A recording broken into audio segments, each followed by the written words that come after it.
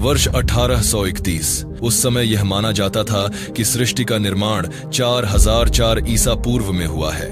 विज्ञान भी धर्म का सेवक था, जिसे नेचुरल थियोलॉजी कहा जाता था, जिसके सबसे बड़े पैरोकार विलियम पैली का तर्क था कि जैसे रास्ते पर पड़ी घड़ी घड़ी बनाने वाले का सबूत है, वैसे ही यह दुनिया ईश्वर का। लेकिन इसी इंग्लैंड के एक कोने में 22 वर्षीय चार्ल्स रॉबर्ट डार्विन, जो पादरी बनने की तैयारी कर रहा था, अनजाने में इन विश्वासों की नींव हिलाने वाला था।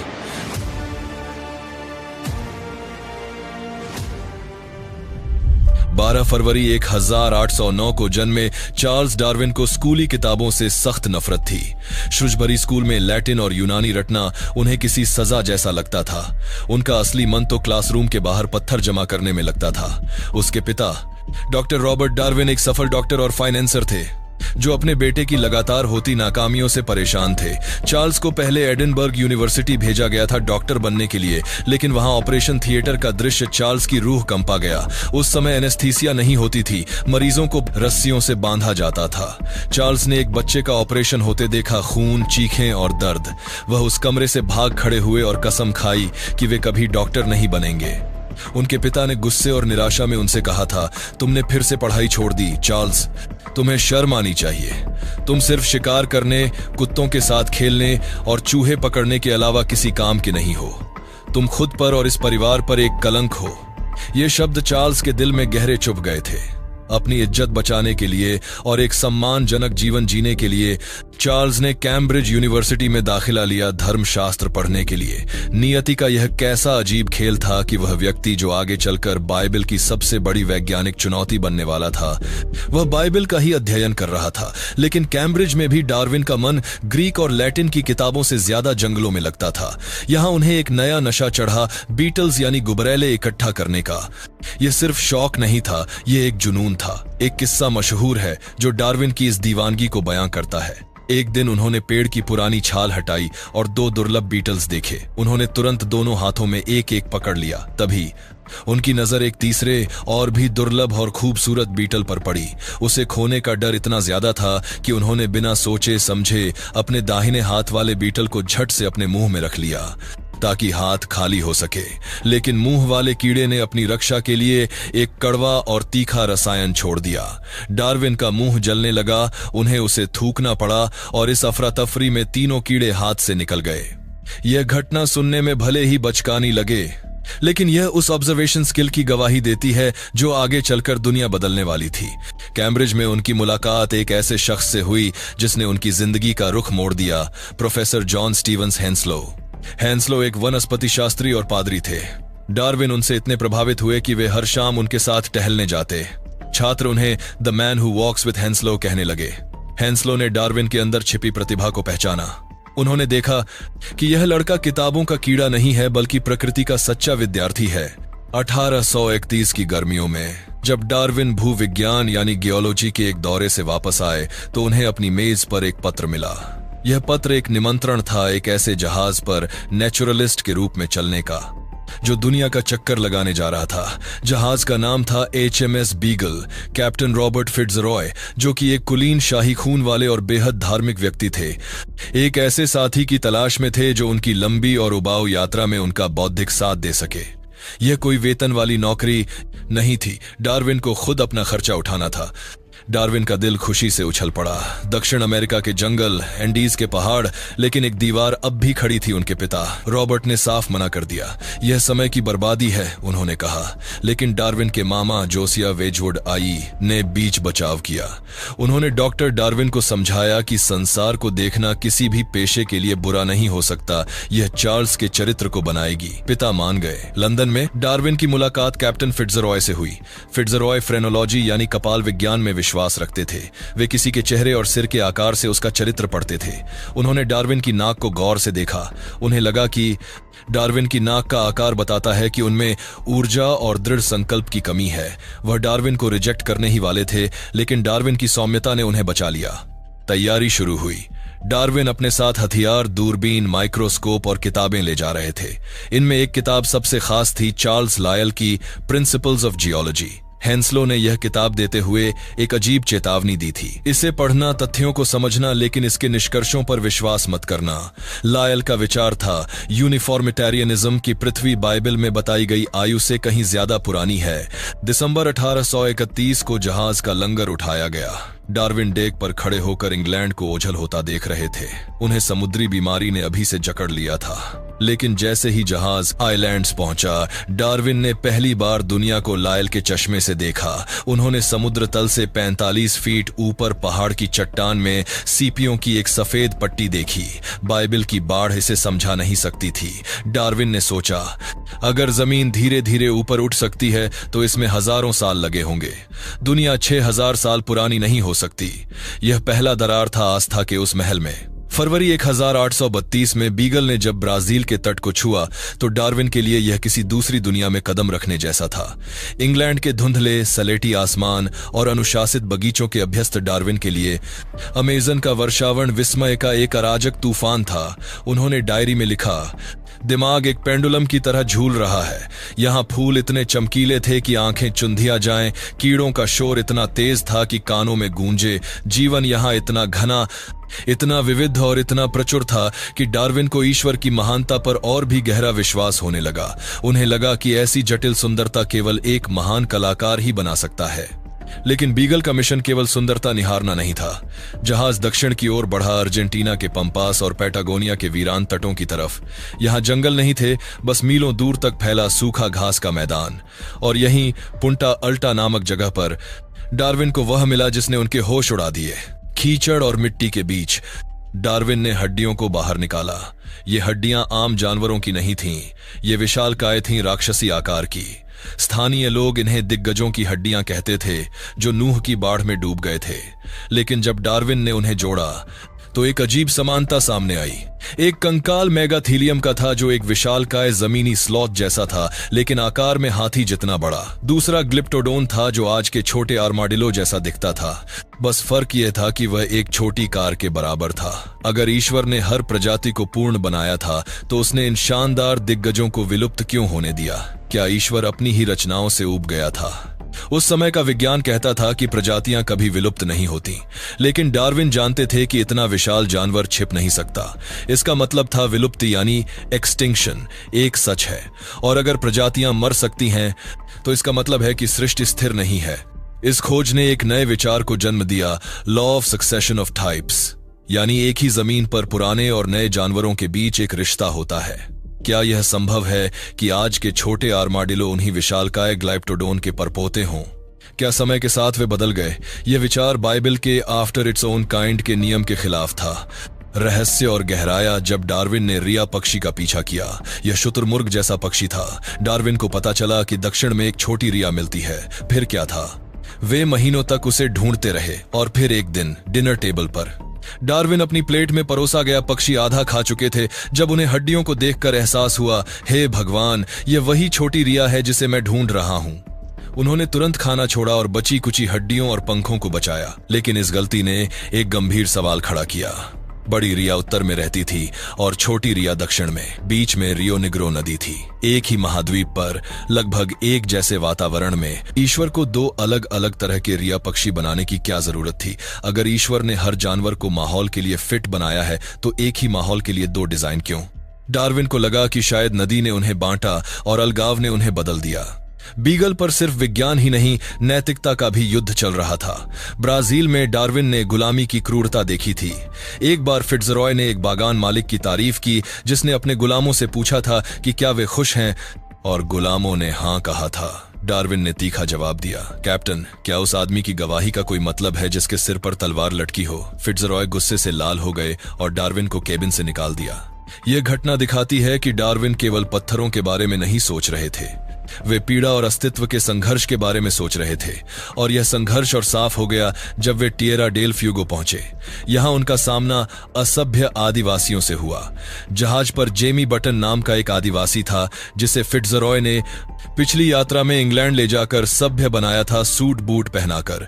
लेकिन अपने लोगों के बीच वापस छोड़ते ही जेमी बटन ने अपने कपड़े उतार फेंके और वापस अपने कबीले के रंग ढंग में ढल गया। डार्विन ने अपनी डायरी में लिखा, एक सभ्य अंग्रेज और एक नग्न आदिवासी के बीच का अंतर केवल परिस्थितियों का है, खून का नहीं। यह विक्टोरियन सोच के मुंह पर तमाचा था। अगर इंसान बदल सकता है तो जानवर क्यों नहीं। सितंबर 1835 आ चुका था और बीगल जहाज अब उस जगह पहुंच रहा था जिसका नाम इतिहास में डार्विन के साथ हमेशा के लिए जुड़ने वाला था, और वो जगह था गैलापागोस द्वीप समूह। लेकिन पहली नजर में यह डार्विन को नरक का बगीचा लगा। चारों तरफ काला लावा जमा था, जमीन से धुआं निकल रहा था और हवा में गंधक की बदबू थी। डार्विन ने लिखा, यह जगह ऐसी लगती है जैसे लोहे के कारखानों का कचरा यहां फेंक दिया गया हो। यहाँ के जानवर किसी बुरे सपने जैसे थे, काले, खुरदरे, मरीन इगुआना, जिन्हें डार्विन ने अंधेरे के शैतान इम्प्स ऑफ डार्कनेस कहा, समुद्र में तैरते थे और पत्थरों पर चिपके रहते थे। लेकिन इस वीरान दुनिया में एक अजीब मासूमियत थी। पक्षी इतने निडर थे कि वे डार्विन की बंदूक की नली पर आकर बैठ जाते थे। उन्होंने इंसान को अभी तक शिकारी के रूप में नहीं जाना था। यहां डार्विन की मुलाकात द्वीपों के उप गवर्नर निकोलस लॉसन से हुई। बातचीत के दौरान लॉसन ने एक साधारण सी बात कही जिसने डार्विन के दिमाग में भूचाल ला दिया। लॉसन ने कहा, मिस्टर डार्विन, मैं केवल कछुए की पीठ का खोल देखकर बता सकता हूं कि वह किस द्वीप से आया है। डार्विन चौंक गए। लॉसन ने समझाया, जो द्वीप नम और हरे भरे थे वहां कछुओं के खोल गुंबद जैसे गोल थे, लेकिन जो द्वीप सूखे थे, जहां कछुओं को गर्दन ऊंची करके ऊंचे कैक्टस खाने पड़ते थे, वहां उनके खोल आगे से ऊपर उठे हुए थे। यह संयोग नहीं हो सकता था, यह अनुकूलन, अडेप्टेशन था। डार्विन ने सोचा, क्या ईश्वर ने सच में 50 मील की दूरी पर स्थित हर छोटे द्वीप के लिए अलग अलग कछुए बनाए हैं? क्या एक ही कछुआ यहां आया और अलग अलग द्वीपों की जरूरतों के हिसाब से बदल गया? यही पैटर्न उन्हें मोकिंग बर्ड्स में दिखा। हर द्वीप का मोकिंग बर्ड दूसरे से थोड़ा अलग था, और फिर थीं वो छोटी काली चिड़ियाएं, फिंचेस। डार्विन ने उस समय उन्हें बहुत महत्व नहीं दिया, यहां तक कि उन्होंने उन्हें अलग अलग ब्लैकबर्ड का मानकर ठीक से लेबल भी नहीं किया।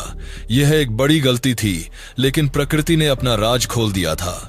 गैलापागोस ने सिखाया कि प्रजातियां सीमाओं में नहीं बंधी हैं, वे तरल हैं, वे बहती हैं। 5 साल 2 दिन लंबी थी वह यात्रा। जब डार्विन फालमाउथ के तट पर उतरे तो वे वह 22 साल का नौसिखिया लड़का नहीं थे, वे अब एक अनुभवी वैज्ञानिक थे। जब वे रात के अंधेरे में घर पहुंचे तो परिवार सो चुका था। सुबह जब पिता रॉबर्ट ने उन्हें देखा तो खुशी से ज्यादा आश्चर्य उनके चेहरे पर था। उन्होंने डार्विन के सिर को पकड़कर कहा, अरे, इसका तो सिर का आकार ही बदल गया है। अब वो 22 साल के डार्विन नहीं थे। उनके भेजे गए जीवाश्मों और पत्रों ने उस समय तक लंदन में धूम मचा दी थी। रॉयल सोसाइटी के दरवाजे उनके लिए खुल गए थे, लेकिन इस चमक धमक के पीछे डार्विन एक गहरा काला सच छिपाए बैठे थे। मार्च 1837 लंदन में डार्विन ने अपने पक्षियों के नमूने जॉन गोल्ड को दिखाए। गोल्ड ने उन्हें गौर से देखा और फिर वह बात कही जिसने डार्विन की दुनिया हिला दी। मिस्टर डार्विन, गोल्ड ने कहा, आप जिन्हें अलग अलग पक्षी समझ रहे हैं, ये व्रेन नहीं है, ये ब्लैकबर्ड नहीं है, ये सब फिंचेस हैं, ये सब एक ही परिवार के हैं, बस इनकी चोंच अलग है। डार्विन सन्न रह गए। एक ही परिवार, 13 अलग अलग प्रजातियां, इसका मतलब साफ था दक्षिण अमेरिका से एक फिंच उड़कर वहां पहुंची होगी और फिर अलग अलग द्वीपों पर कहीं सख्त बीज तोड़ने के लिए चोंच मोटी हो गई, कहीं कीड़े पकड़ने के लिए पतली। यह ट्रांसम्यूटेशन ऑफ स्पीशीज, प्रजातियों का रूपांतरण था। यह बाइबल की उस मूल धारणा पर सीधा और घातक हमला था कि ईश्वर ने हर जीव को स्थिर बनाया है। डार्विन ने अपनी नोटबुक बी खोली। कांपते हाथों से उन्होंने एक चित्र बनाया, एक पेड़ का जिसकी जड़ें एक हैं लेकिन शाखाएं अलग अलग दिशाओं में फैल रही हैं, और उसके ऊपर उन्होंने 2 शब्द लिखे जो विज्ञान के इतिहास में सबसे साहसी शब्द थे, आई थिंक, मैं सोचता हूं। लेकिन यह सोच खतरनाक थी। उस समय इंग्लैंड में नास्तिकता को अपराध और अनैतिकता माना जाता था। डार्विन की नई मंगेतर एम्मा वेजवुड एक बेहद धार्मिक महिला थी। डार्विन जानते थे कि उनका यह विचार एम्मा की आस्था को चोट पहुंचाएगा। उन्हें लगा जैसे वे कोई दोहरा जीवन जी रहे हैं। दिन में वे एक सम्मानित भूवैज्ञानिक थे और रात में एक क्रांतिकारी। वर्ष 1844 में अपने सबसे करीबी दोस्त जोसेफ हुकर को लिखे एक पत्र में डार्विन ने अपना डर स्वीकार किया। उन्होंने लिखा, मुझे अब पक्का यकीन हो गया है कि प्रजातियां स्थिर नहीं हैं, लेकिन यह कहना ऐसा लगता है जैसे किसी की हत्या का जुर्म कबूल करना। It is like confessing a murder. वह हत्या किसी इंसान की नहीं थी, वह हत्या ईश्वर के उस स्वरूप की थी जिसे समाज ने सदियों से गढ़ा था। डार्विन बीमार रहने लगे, उल्टियां, घबराहट, दिल की धड़कन बढ़ना। डॉक्टर इसे कोई नाम नहीं दे पाए, लेकिन शायद यह उस भारी सच का बोझ था जिसे वे अकेले ढो रहे थे। तूफान अब बाहर नहीं था, तूफान अब डार्विन के दिमाग के अंदर था। 1837 बीगल का रोमांस अब खत्म हो चुका था। अब वास्तविकता थी ग्रेट मार्लबोरो स्ट्रीट का एक तंग और धूल भरा कमरा। बाहर विक्टोरियन समाज अपनी पूरी शान और शौकत के साथ चल रहा था, लेकिन डार्विन के दिमाग के अंदर एक अलग ही तूफान उठ रहा था।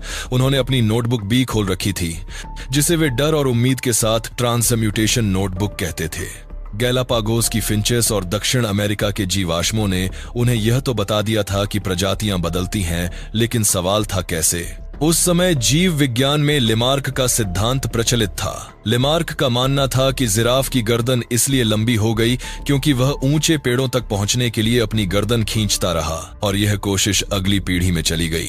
लेकिन डार्विन को यह तर्क खोखला लगता था। एक पक्षी की चोंच या कछुए का खोल किसी की इच्छा से कैसे बदल सकता है? डार्विन को यकीन था कि कोई ऐसी अंधी यांत्रिक शक्ति होनी चाहिए जो प्रकृति में काम कर रही हो, बिल्कुल वैसे ही जैसे कोई किसान अपनी फसलों या कबूतरों को चुनता है। किसान अच्छी नस्ल के बैलों को चुनता है और कमजोर को छोड़ देता है।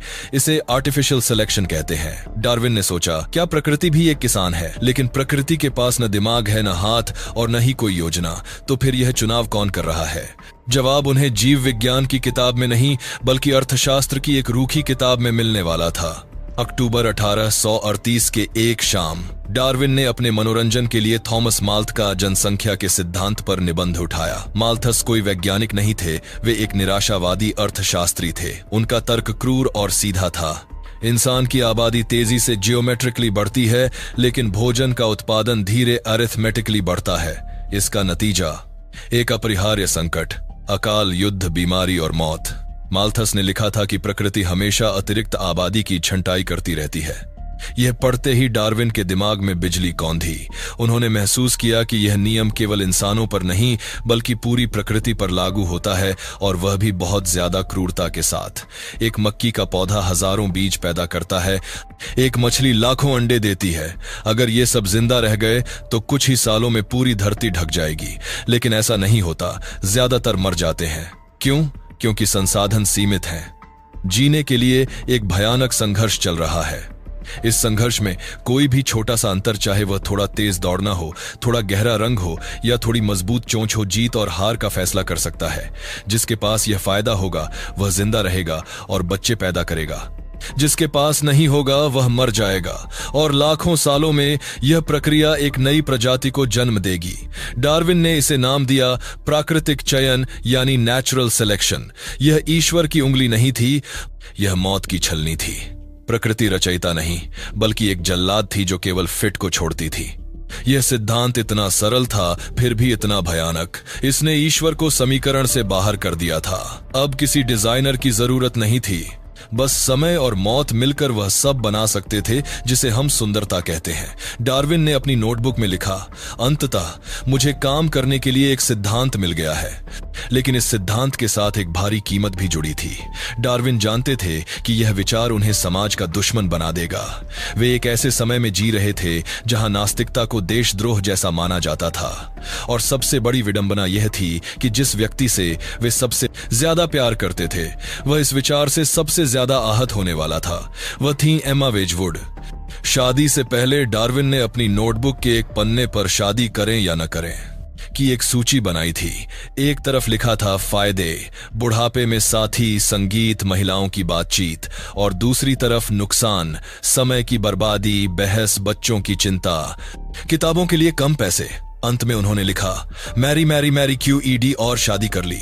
लेकिन एम्मा के साथ उनकी जिंदगी एक गहरे तनाव से शुरू हुई।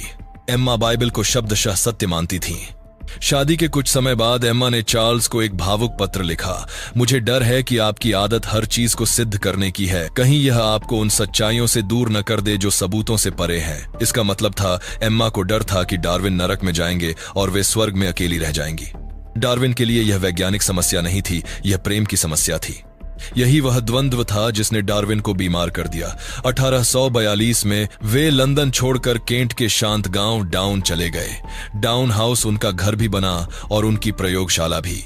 यहां उन्होंने अपने सिद्धांत का पहला मसौदा स्केच ऑफ 1842 लिखा, महज 35 पन्नों का, और एम्मा को एक नोट के साथ सौंपा। अगर मेरी अचानक मौत हो जाए तो कृपया इसे छपवाने के लिए 400 पाउंड खर्च करना। डाउन हाउस में डार्विन की तबीयत लगातार गिरती रही। पेट में भयानक ऐंठन, उल्टियां और थकान। शायद यह चागास रोग था या शायद उनके दिमाग के बोझ का असर। खुद को दुनिया से बचाने के लिए डार्विन ने एक अजीब फैसला लिया। उन्होंने तय किया कि वे अभी प्रजातियों की उत्पत्ति पर नहीं लिखेंगे। इसके बजाय उन्होंने अगले 8 साल एक छोटे समुद्री जीव बार्नेकल्स के अध्ययन में लगा दिए। दुनिया हैरान थी, डार्विन बार्नेकल्स क्यों काट रहे हैं? जवाब था साख क्रेडिबली। वे अटकलें लगाने वाला नहीं बल्कि एक ठोस जीव विज्ञानी बनना चाहते थे। वर्ष 1851। डाउन हाउस में खुशियों का केंद्र थी 10 साल की एनी। वह डार्विन की सबसे प्यारी बेटी थी। लेकिन प्रकृति, जिसके नियमों को डार्विन खोज रहे थे, किसी पर दया नहीं करती। एनी बीमार पड़ गई। डार्विन उसे वाटर क्योर के लिए मालवर्न ले गए। हफ्तों तक सेवा की, लेकिन वह प्राकृतिक चयन का क्रूर नियम अब उनके घर में तांडव कर रहा था। ईस्टर के दिन एनी ने दम तोड़ दिया। एनी की मौत ने डार्विन के अंदर बची खुची ईसाई आस्था को हमेशा के लिए खत्म कर दिया। डार्विन ने सोचा, एक दयालु और सर्वशक्तिमान ईश्वर एक मासूम बच्ची को इतनी तड़प और दर्द देकर क्यों मारेगा? उन्होंने देखा कि प्रकृति में कोई नैतिकता नहीं है, कोई दया नहीं है, वहां केवल अंधे नियम है। एनी की कब्र पर डार्विन ने न केवल अपनी बेटी को दफनाया बल्कि उस ईश्वर को भी दफना दिया जिसे वे अब तक मान रहे थे। अब वे चर्च नहीं जाते थे। जब परिवार चर्च जाता, डार्विन अपने सैंडवॉक पर मुड़ जाते अपने विचारों के जंगल में। एनी के दुख को भुलाने के लिए डार्विन ने खुद को काम में झोंक दिया। बार्नेकल्स का काम खत्म हो चुका था। अब उन्होंने वह बिग स्पीशीज बुक लिखनी शुरू की। वे कबूतरों के प्रजनकों से मिले, बीज बेचने वालों से बात की, जानवरों की हड्डियों को उबाला। वे हर छोटे तथ्य को अपने सिद्धांत की दीवार में जोड़ रहे थे। साल बीतते गए, पांडुलिपि 2.5 लाख शब्दों तक पहुंच गई, लेकिन डार्विन को जल्दी नहीं थी। तभी 18 जून 1858 को एक पत्र ने उनकी दुनिया हिला दी। पत्र एक सुदूर द्वीप टेरनेट से आया था। भेजने वाला था एक युवा, गरीब प्रकृतिवादी अल्फ्रेड रसेल वॉलेस। डार्विन ने जब उसे पढ़ा तो उनके हाथ कांपने लगे। वॉलेस ने जो लिखा था वह हूबहू डार्विन का ही सिद्धांत था। योग्यतम की उत्तरजीविता, संघर्ष, सब कुछ वही। डार्विन ने लायल को लिखा, मैं इससे ज्यादा आश्चर्यजनक संयोग की कल्पना नहीं कर सकता। मेरी सारी मौलिकता, ओरिजिनलिटी अब नष्ट हो चुकी है। डार्विन एक भयानक नैतिक दुविधा में फंस गए। क्या उन्हें अपना सम्मान बचाना चाहिए या अपना श्रेय? उन्होंने हार मान ली और कहा, मैं अपना सब कुछ जला दूंगा। लेकिन वॉलेस को यह नहीं लगना चाहिए कि मैंने बेईमानी की है। लेकिन उनके दोस्तों लायल और हुकर ने हस्तक्षेप किया। उन्होंने तय किया कि डार्विन और वॉलेस दोनों के पत्रों को एक साथ पढ़ा जाएगा। दिन था 1 जुलाई 1858। Linnaean society, London. एक सुस्त बैठक में दोनों के लेख पढ़े गए। न डार्विन वहां थे, न वॉलेस। डार्विन अपने बेटे की मौत के शोक में थे और वॉलेस जंगल में थे। हॉल में सन्नाटा था। किसी को समझ नहीं आया कि इतिहास बदल गया है। सभापति ने रिपोर्ट में लिखा, इस साल कोई क्रांतिकारी खोज नहीं हुई। लेकिन डार्विन के लिए यह चेतावनी थी। अब और इंतजार नहीं। उन्होंने 13 महीनों में अपनी बड़ी किताब को निचोड़कर एक छोटी किताब तैयार की और फिर 24 नवंबर 1859 को on the origin of species प्रकाशित हुई, जिसकी 1250 प्रतियां उसी दिन बिक गईं। डार्विन ने किताब में इंसान के बारे में केवल एक वाक्य लिखा था, मनुष्य की उत्पत्ति और उसके इतिहास पर भी प्रकाश डाला जाएगा। लेकिन हर पाठक समझ गया, डार्विन ने बारूद के ढेर पर चिंगारी फेंक दी थी। जो डर उन्हें 20 साल से सता रहा था वह अब हकीकत बनकर सामने खड़ा था। 24 नवंबर 1859 की वह तारीख केवल एक प्रकाशन की तारीख नहीं थी, वह उस दिन की तारीख थी जब इंसान ने अपना सिंहासन खो दिया। On the origin of species की 1250 प्रतियां बुक शेल्फ पर धूल खाने के लिए नहीं बनी थीं। वे हाथों हाथ बिक गईं। शाम होते होते लंदन के हर कॉफी हाउस और हर क्लब में एक ही चर्चा थी, मिस्टर डार्विन की वह भयानक किताब। डार्विन ने इसे लैटिन भाषा में या जटिल संकेतों में नहीं बल्कि आम अंग्रेजी में लिखा था। यह विज्ञान को जनता के बीच ले जाने वाला एक खतरनाक कदम था। उन्होंने पाठकों को सीधे संबोधित किया, जैसे कोई वकील जूरी को समझा रहा हो, और प्रस्ताव दिल दहला देने वाला था। आप किसी देवदूत की संतान नहीं हैं। आप, वो चिंपैंजी और वो केंचुआ, आप सब एक ही परिवार का हिस्सा हैं। डार्विन ने महान जीवन श्रृंखला ग्रेट चेन ऑफ बीइंग की सीढ़ी को गिराकर उसकी जगह जीवन का वृक्ष ट्री ऑफ लाइफ खड़ा कर दिया। इस पेड़ में इंसान छोटी पर नहीं, बस एक टहनी पर मौजूद था। डार्विन ने प्राकृतिक चयन नेचुरल सिलेक्शन के जरिए प्रकृति का वह चेहरा दिखाया जिसे विक्टोरियन समाज देखना नहीं चाहता था। उन्होंने लिखा कि यह प्रेम की दुनिया नहीं, भूख और मौत की दुनिया है। एक पौधा दूसरे को मारकर जगह बनाता है। किताब के पहले संस्करण में डार्विन ने एक उदाहरण दिया जिसने बहुत खिल्ली उड़ाई कि एक काला भालू जो पानी में मुंह खोलकर तैरता है, अगर उसे लाखों साल मिले तो वह धीरे धीरे व्हेल जैसा बन सकता है। आलोचकों ने मजाक उड़ाया। डार्विन ने बाद के संस्करणों में इसे हटा दिया, लेकिन लोग यह मानने को तैयार नहीं थे कि अंधी प्रकृति इतनी जटिल आंख या हाथ बना सकती है। प्रतिक्रिया तुरंत और हिंसक थी। चर्च ने इसे ईशनिंदा कहा। डार्विन के गुरु एडम सेडविक ने लिखा, मैंने तुम्हारी किताब दर्द और गुस्से के साथ पढ़ी। तुमने मानवता को गंदगी में ढकेल दिया है। कैप्टन फिट्जरॉय खुद को दोषी मानने लगे। मैंने ही उस सांप को अपने जहाज पर पनाह दी थी। डार्विन बीमार होकर डाउन हाउस में दुबके रहे। उन्हें एक योद्धा की जरूरत थी और वह योद्धा मिला थॉमस हेनरी हक्सले के रूप में। हक्सले ने डार्विन को लिखा, मैं अपने पंजे तेज कर रहा हूं। मैं आपके लिए सूली पर चढ़ने को भी तैयार हूं। साल 1860 ऑक्सफोर्ड डिबेट। ब्रिटिश एसोसिएशन की बैठक में बिशप सैमुअल विल्बरफोर्स सोपी सैम डार्विन के सिद्धांत को कुचलने आए थे। हॉल खचाखच भरा था। विल्बरफोर्स ने हक्सले की ओर मुड़कर व्यंग्यात्मक सवाल किया, मिस्टर हक्सले, क्या आप अपने दादा की तरफ से बंदर हैं या अपनी दादी की तरफ से? हॉल में ठहाके गूंज उठे, लेकिन हक्सले ने अपने पड़ोसी से फुसफुसाए, ईश्वर ने उसे मेरे हाथों में सौंप दिया है। उन्होंने खड़े होकर जवाब दिया, अगर मुझे चुनने का मौका मिले कि मेरा पूर्वज कौन हो, एक गरीब बंदर या एक ऐसा प्रतिभाशाली आदमी जो अपनी बुद्धि का इस्तेमाल सच्चाई को छिपाने और मजाक उड़ाने के लिए करता है, तो मैं उस बंदर को अपना पूर्वज चुनना पसंद करूंगा। हक्सले के ये शब्द सुनते ही मानो बैठक में विस्फोट हुआ हो। एक महिला बेहोश हो गई। छात्र तालियां बजाने लगे। उस दिन ऑक्सफोर्ड में विज्ञान ने अपनी स्वतंत्रता की घोषणा कर दी थी। डार्विनवाद का जन्म हो चुका था। कार्ल मार्क्स ने एंगल्सन को लिखा, यही वह किताब है जिसमें हमारे विचारों का प्राकृतिक आधार है। लेकिन दूसरी ओर पूंजीपतियों ने इसे सर्वाइवल ऑफ द फिटेस्ट कहकर गरीबों के शोषण को जायजा ठहराना शुरू कर दिया। डार्विन ने कभी यह नहीं चाहा था। ऑक्सफोर्ड की जीत के बाद भी एक सवाल डार्विन को सता रहा था, अगर प्रजातियां बदलती हैं तो बीच की कड़ियां इंटरमीडिएट लिंक्स कहां हैं? आलोचक कहते, सीढ़ी दिखाइए वरना यह सिर्फ कल्पना है। डार्विन ने तर्क दिया था कि जीवाश्म रिकॉर्ड अधूरा है, लेकिन 1861 में जर्मनी की सोलेनहोफेन खदानों से एक ऐसी चीज सामने आया जो किसी चमत्कार से काम नहीं था। वो आर्कियोप्टेरिक्स था। यह जीवाश्म आधा पक्षी और आधा रेंगने वाला जीव था, पंखों के साथ दांत, उंगलियां और लंबी हड्डियों वाली पूंछ। यह डार्विन के लिए सबसे बड़ा तोहफा था। यह डायनासोर और पक्षियों के बीच का मिसिंग लिंक था। इसने साबित किया कि प्रकृति छलांग नहीं लगाती, बल्कि धीरे धीरे बदलती है। लेकिन जैसे ही जीव विज्ञान का मोर्चा संभला, भौतिकी ने हमला बोल दिया। लॉर्ड केल्विन, ऊष्मा प्रवैगिकी के पितामह, ने पृथ्वी की उम्र की गणना की। उन्होंने कहा कि पृथ्वी केवल 20 से 40 मिलियन साल पुरानी है। डार्विन का दिल बैठ गया। विकास को अरबों साल चाहिए थे। केल्विन डार्विन के लिए ऑडियस स्पेक्टर बन गए। डार्विन गणित से नहीं लड़ सकते थे, लेकिन वे अपनी बात पर अड़े रहे। बाद में रेडियोधर्मिता ने साबित किया कि डार्विन सही थे। दबाव के बीच डार्विन ने ऑर्किड का अध्ययन किया। उन्होंने मेडागास्कर के ऑर्किड एंग्रेक्यूम सेस्क्वेपडेल को देखा, जिसकी 11 इंच लंबी नली थी। डार्विन ने भविष्यवाणी की, प्रकृति में कहीं न कहीं एक ऐसा पतंगा मौत जरूर होना चाहिए जिसकी जीभ 11 इंच लंबी हो। लोग हंसे, लेकिन डार्विन की मौत के 21 साल बाद वह पतंगा खोजा गया, ज़ैंथोपैन मॉर्गनी प्रेडिक्टा। डार्विन सही थे, लेकिन डार्विन ने देखा कि उनके विचारों का दुरुपयोग हो रहा है। उनके चचेरे भाई फ्रांसिस गैल्टन ने यूजेनिक्स की नींव रखी। डार्विन इससे घबरा गए। 1871 में द डिसेंट ऑफ मैन में उन्होंने लिखा कि इंसानों का सबसे बड़ा गुण सहानुभूति है। जो कबीले मदद करते हैं वे लड़ते रहने वालों से बेहतर हैं।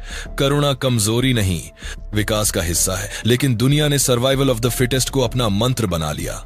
अब डार्विन बूढ़े हो रहे थे। लोग उनसे पूछते, मिस्टर डार्विन, क्या आप ईश्वर में मानते हैं? डार्विन खुद को एग्नोस्टिक यानी अज्ञेयवादी कहते थे। मुझे नहीं पता। साल था 1871 और ओरिजिन ऑफ स्पीशीज के प्रकाशन के बाद 12 साल बीत चुके थे। दुनिया ने मान लिया था कि घोड़ा और कबूतर विकसित हुए हैं, लेकिन एक वर्जना कायम थी इंसान की उत्पत्ति। डार्विन ने पहली किताब में चुप्पी साधे रखी थी, लेकिन 1871 में उन्होंने अपनी दूसरी सबसे विवादास्पद किताब का बम फोड़ा, द डिसेंट ऑफ मैन। अगर ओरिजिन ने ईश्वर को चुनौती दी थी तो डिसेंट ने इंसान के अहंकार को कुचल दिया। डार्विन ने साफ लिखा, मनुष्य अपनी सारी महानता के बावजूद अपने शरीर में आज भी अपनी निम्न उत्पत्ति की अमिट छाप लिए हुए है। वे जानते थे कि इंसान कोई गिरा हुआ फरिश्ता नहीं, बल्कि एक उठा हुआ वन मानुष है। यह किताब केवल हड्डियों के बारे में नहीं, व्यवहार के बारे में थी। डार्विन ने तर्क दिया कि प्यार, वफादारी, शर्म और यहां तक कि धर्म की भावना भी जानवरों में मौजूद है। उन्होंने कहा कि हमारे और जानवरों के दिमाग में प्रकार का नहीं, केवल डिग्री का अंतर है। यह विचार विक्टोरियन समाज के लिए असहनीय था। पत्रिका द हॉर्नेट ने डार्विन का चेहरा चिंपैंजी के शरीर पर लगाकर कार्टून छापा। यह अपमान के लिए था, लेकिन यह विकासवाद का प्रतीक बन गया। द डिसेंट ऑफ मैन में डार्विन ने एक और सिद्धांत पेश किया, यौन चयन, सेक्सुअल सिलेक्शन का। डार्विन को मोर के पंखों से नफरत थी क्योंकि वे नेचुरल सिलेक्शन के हिसाब से एक मुसीबत थे। डार्विन ने जवाब दिया, मोरनी उन्हें पसंद करती है। यह क्रांतिकारी विचार था। विकास केवल सर्वाइवल के लिए नहीं, मतीन के लिए भी होता है। आलोचकों ने कहा, डार्विन जानवरों में वासना ढूंढ रहे हैं। इस किताब ने धार्मिक जगत में कोहराम मचा दिया। पादरियों ने डार्विन को शैतान का पैगंबर घोषित कर दिया। एक संभ्रांत महिला ने कहा, दुआ करो कि यह बात आम जनता को पता न चले। उन्हें डर था कि अगर इंसान को पता चला कि वह जानवर है तो कानून और व्यवस्था टूट जाएगी। डार्विन ने कभी नहीं सोचा था कि उनका विज्ञान इंसानों के गले काटने के काम आएगा, लेकिन 19वीं सदी का अंत क्रूर पूंजीवाद और साम्राज्यवाद का दौर था। हर्बर्ट स्पेंसर ने सर्वाइवल ऑफ द फिटेस्ट वाक्यांश गढ़ा और जीव विज्ञान को समाज पर लागू कर दिया। उनका तर्क था, गरीबों और बीमारों को मरने दो ताकि समाज मजबूत हो सके। यह सोशल डार्विनिज्म का मंत्र बन गया। अमेरिका के टाइकून रॉकफेलर और कार्नेगी ने इसे अपनाया। रॉकफेलर ने कहा, एक बड़े गुलाब को खिलाने के लिए कलियों को काटना पड़ता है, यह ईश्वर का नियम है। डार्विन डाउन हाउस में बैठकर यह सब देख रहे थे। वे असहज थे। द डिसेंट ऑफ मैन में उन्होंने लिखा था कि सहानुभूति मनुष्य की सबसे महान प्रवृत्ति है, लेकिन दुनिया सहानुभूति को नहीं, संघर्ष को पढ़ रही थी। डार्विन के चचेरे भाई फ्रांसिस गैल्टन ने यूजेनिक्स की नींव रखी, अच्छी नस्ल के इंसानों को पैदा करना और मूर्खों को रोकना। डार्विन विविधता में विश्वास करते थे, लेकिन गैल्टन श्रेष्ठता में। यह विचार आगे चलकर नाजियों के गैस चैम्बरों का आधार बना। उपनिवेशवाद ने भी विज्ञान का दुरुपयोग किया। गोरे आदमी की खोपड़ी को बड़ा और श्रेष्ठ बताया गया। डार्विन दास्ता के खिलाफ थे, लेकिन उनके सिद्धांत को प्राकृतिक कानून बताकर आदिवासियों का शिकार किया गया। डार्विन के दोस्त भी अब उनसे दूर होने लगे। अल्फ्रेड रसेल वॉलेस अब अध्यात्मवाद में विश्वास करने लगे थे। डार्विन अकेले रह गए थे। डाउन हाउस में उन्होंने अपना ध्यान सबसे तुच्छ जीव केंचुआ पर केंद्रित किया।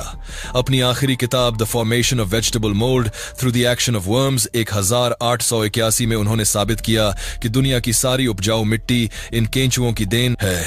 यह उनका मौन जवाब था, कोई भी छोटा या बेकार नहीं है। 1881 आते आते डार्विन की जीत तय थी, लेकिन डार्विनवाद का ग्रहण इक्लिप्स ऑफ डार्विनिज्म चल रहा था। लोग विकास तो मानते थे, लेकिन प्राकृतिक चयन ईश्वर के बिना विकास को नहीं। डार्विन जानते थे कि इंसान पुरानी बैसाखियों को नहीं छोड़ेगा। अफवाहें थीं कि डार्विन ने अंत समय में धर्म स्वीकार कर लिया है, लेडी होप स्टोरी, लेकिन यह झूठ था। अपनी आत्मकथा में डार्विन ने लिखा, ईसाई धर्म का ईश्वर एक तानाशाह है। यह एक घृणित सिद्धांत, डम्नेबल डॉक्ट्रिन है।